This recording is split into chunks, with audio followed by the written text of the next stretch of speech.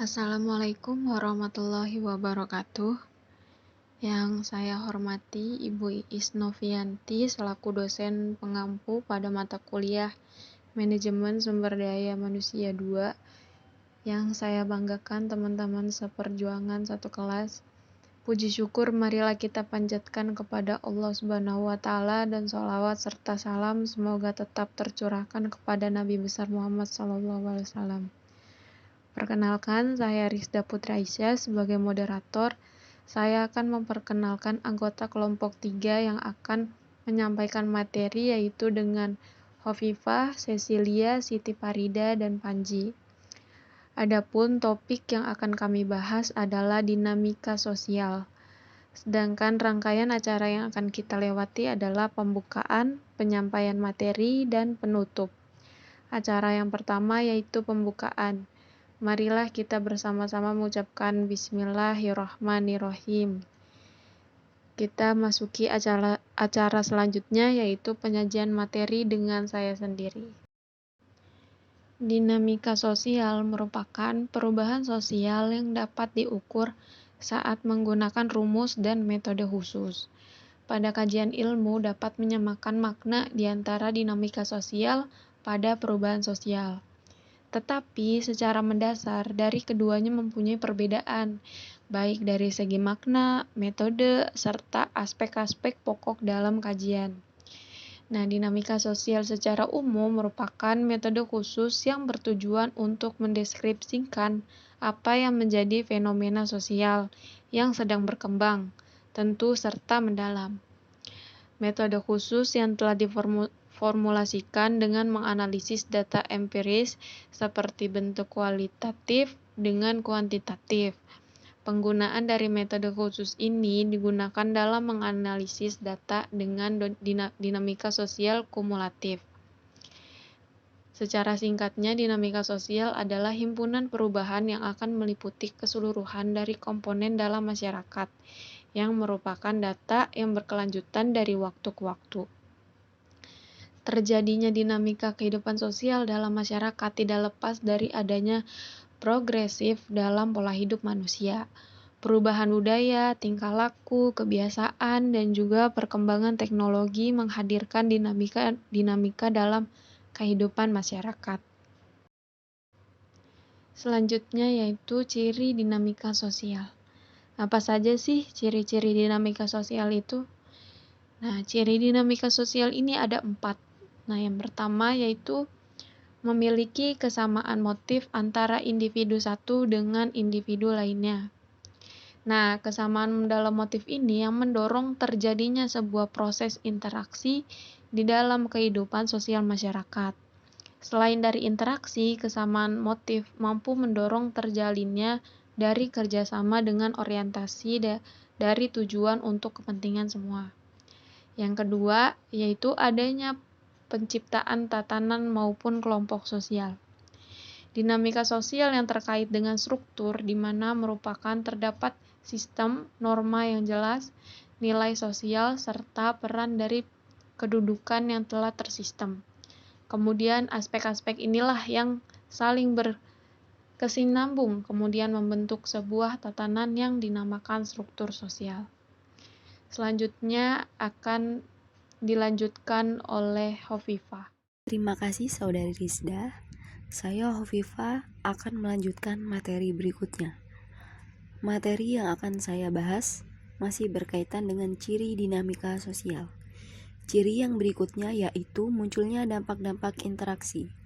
Syarat dari interaksi sosial yang paling berlainan dari antara individu satu dengan individu lainnya, kemudian memunculkan berbagai dampak.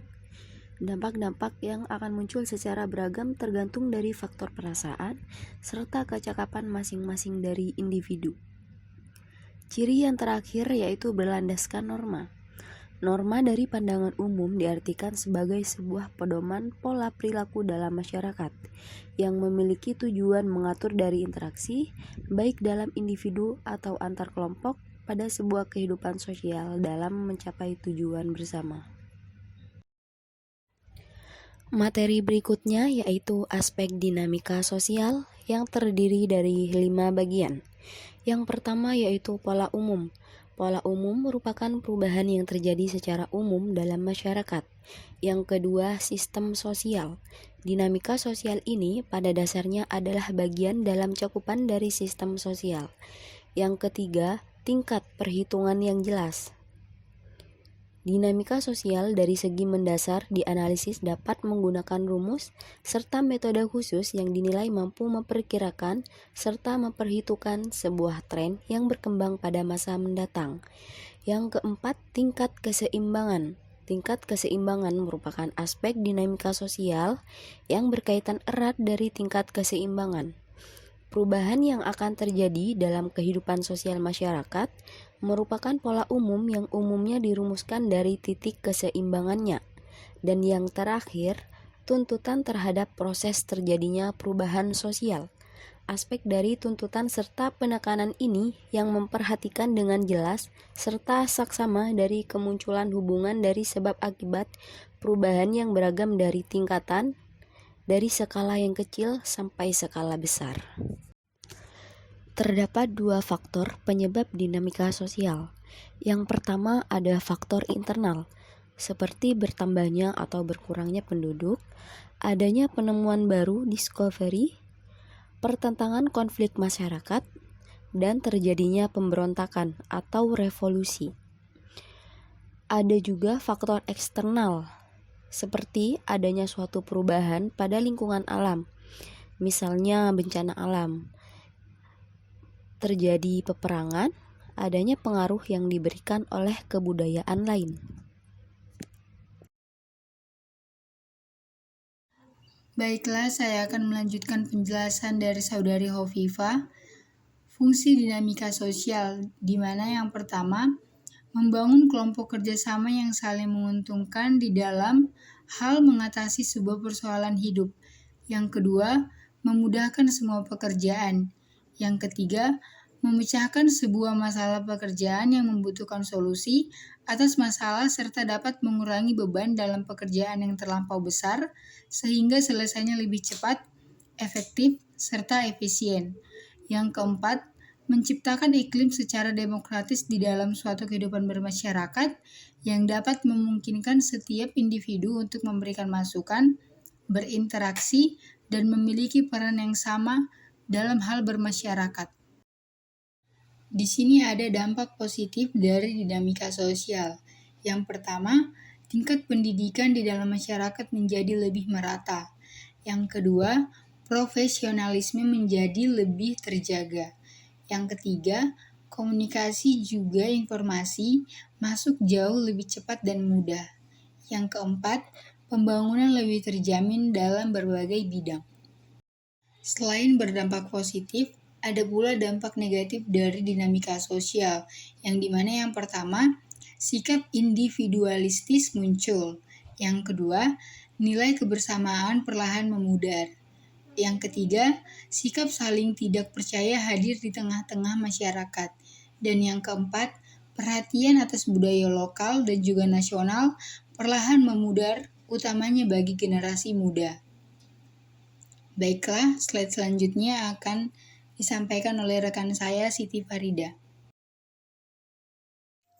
Baik, terima kasih Saudara Cecilia. Saya Siti Farida akan melanjutkan materi yang disampaikan oleh Saudara Cecilia, yaitu jenis-jenis dinamika sosial. Yang pertama, pengendalian sosial atau pengawasan sosial. Pengendalian sosial yaitu berbagai cara serta proses yang akan ditempuh oleh sekelompok orang dan masyarakat sehingga berbagai anggotanya dapat bertindak sesuai dengan berbagai harapan masyarakat.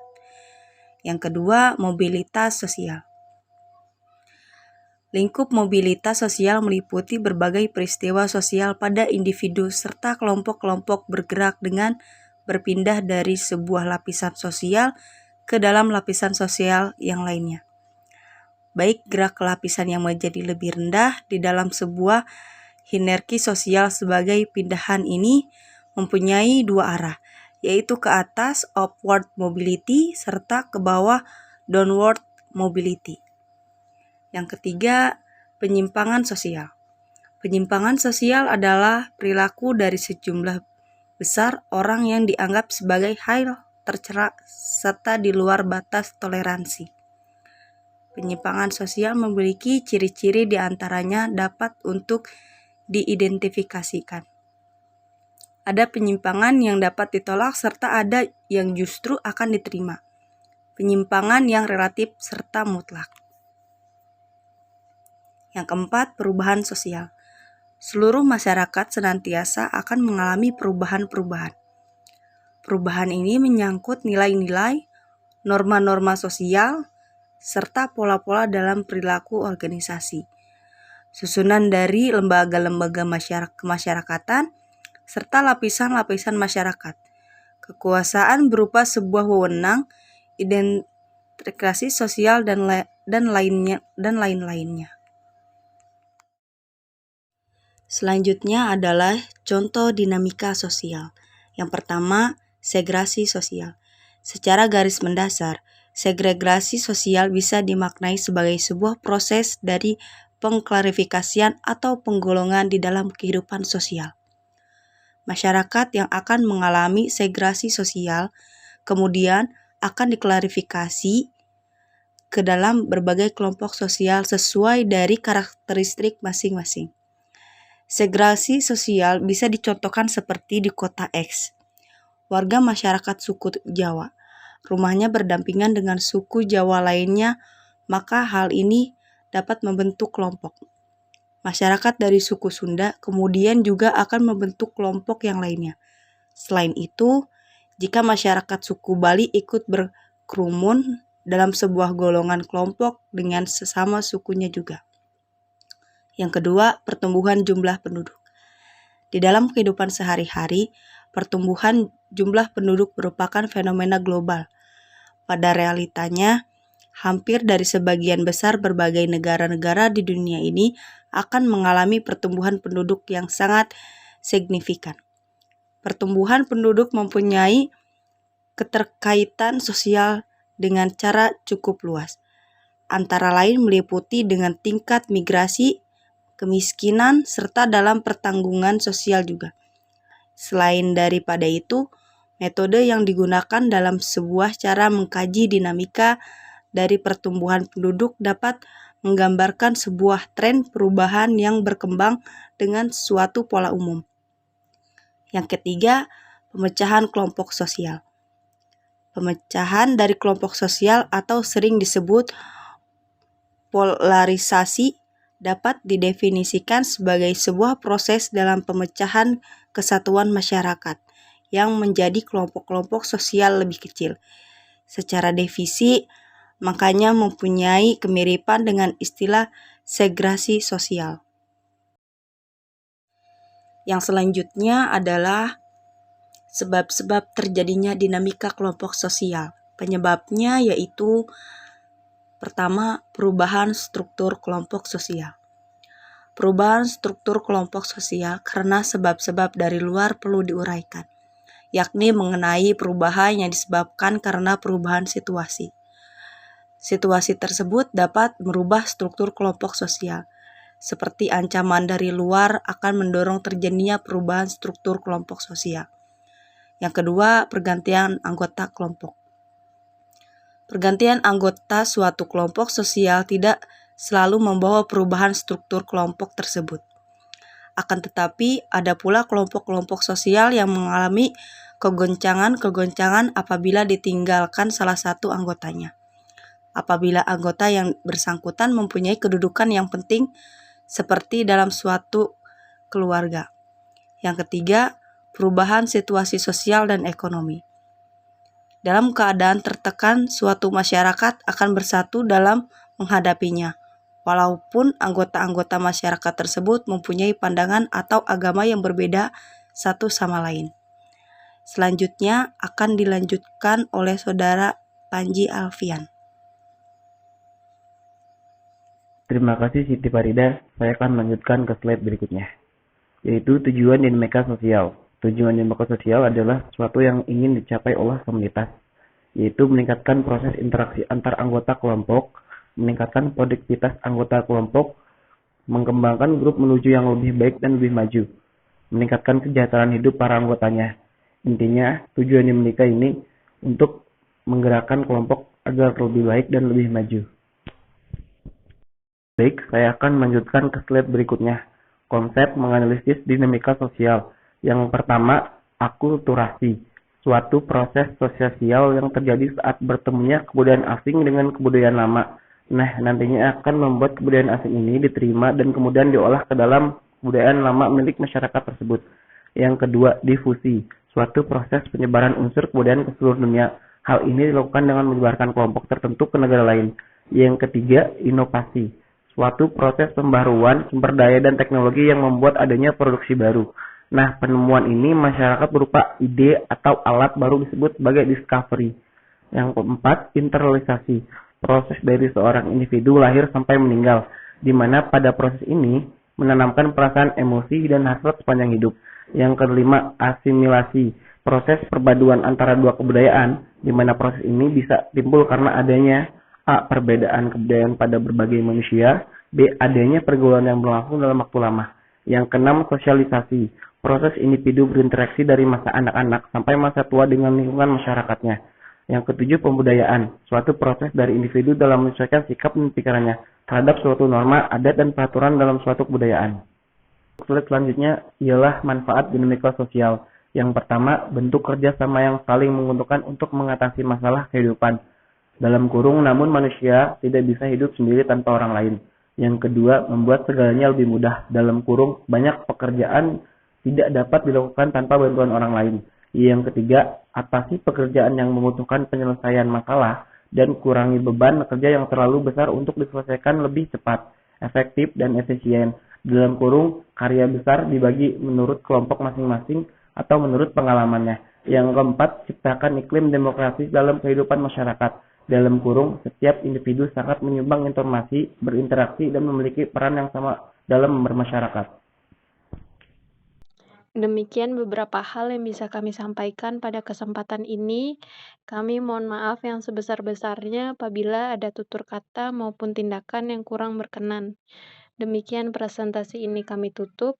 Terima kasih atas perhatiannya. Wassalamualaikum warahmatullahi wabarakatuh.